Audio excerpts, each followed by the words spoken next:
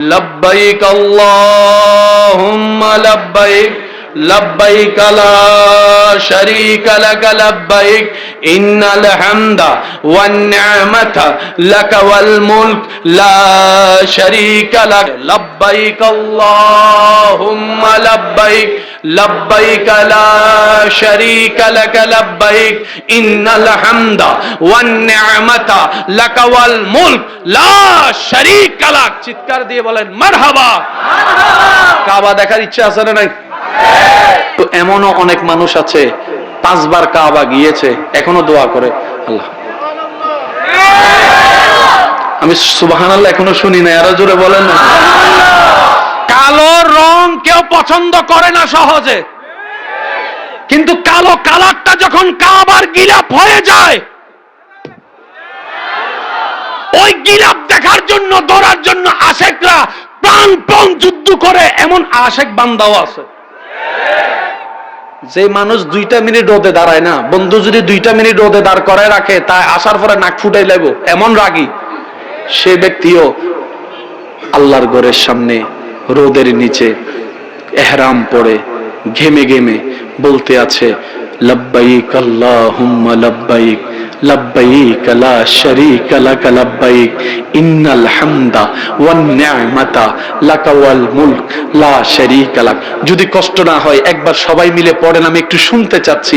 আল্লাহ আজকে যারা পড়বে তাদেরকে জীবনে একবার হলো তোমার ঘরকে সামনে রেখে পড়ার তুমি একটু সুযোগ করে দিও, একটু সুযোগ করে দিও, একটু সুযোগ করে দিও। কারো জবান চুপ করে থাকবেন না, প্রাণ বলে বলেন লব্বাইক আল্লাহুম্মা লব্বাইক লব্বাইক লা শারীকা লাক লব্বাইক ইন্নাল হামদা ওয়ান নি'মাতা লাক ওয়াল মুলক লা শারীকা লাক। আওয়াজ আরো বড়, লব্বাইক আল্লাহুম্মা লব্বাইক লব্বাইক লা শারীকা লাক লব্বাইক ইন্নাল হামদা ওয়ান নি'মাতা লাক ওয়াল মুলক লা শারীকা লাক। চিৎকার দিয়ে বলেন মারহাবা। কাবা দেখার ইচ্ছা আছে না নাই? জীবনে যারা কাবা সরাসরি দেখছেন এমন কেউ থাকলে একটু হাত তোলেন। বাস ওনাদেরকে একটু জিজ্ঞেস করবেন মাহফিলের পরে, যখন সর্বপ্রথম কাবা নজরে পড়ছে ওনাদের কেমন লাগছিল একটু জিজ্ঞেস করেন। সত্য না মিথ্যা, স্বপ্ন না বাস্তব, আমি কি আছি না ঘুমে, বিশ্বাস হয় না। আমার কথা কি বুঝতেছেন আপনারা? আচ্ছা, কোন পাথরের গ্রান নাই, কিন্তু কাবার এখানে যারা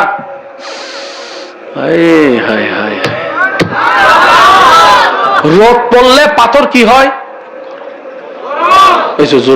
রোদ পড়লে পাথর কি হয়? আপনি যখন আল্লাহর ঘরকে ধরবেন রোদের মধ্যে, ঠিক 12টার রোদের মধ্যে ধরবেন, কাবা শরীফের পাথরের মতো ঠান্ডা পাথর। কাবার মধ্যে যখন দিলটা লাগে, বুকটা লাগে এমনি করে, পিছন থেকে তো চাপ আর চাপ, কারণ সবাই ধরতে চাচ্ছে। যে একবার ধরে ফেলছে সে কয় মরণ তো একদিন আছে, এমনি মরে গেলে ভালো, এমনি মরে গেলে ভালো, এমনি মরে গেলে। বুকটা থাকবে কাবার সাথে, নিয়তটা থাকবে রবের দিকে, জবানে থাকবে লব্বাইক আল্লাহুম্মা লব্বাইক। জানটা যদি চলে যায় এটাই আমার জন্য সৌভাগ্য। চিৎকার দিয়ে বলেন সুবহানাল্লাহ।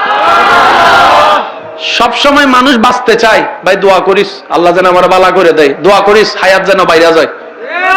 আপনাদের এলাকায় আসেনি? কিন্তু যখন কেউ কাবা মক্কা মদিনায় যায় তখন দোয়া করে, দোয়া করিস।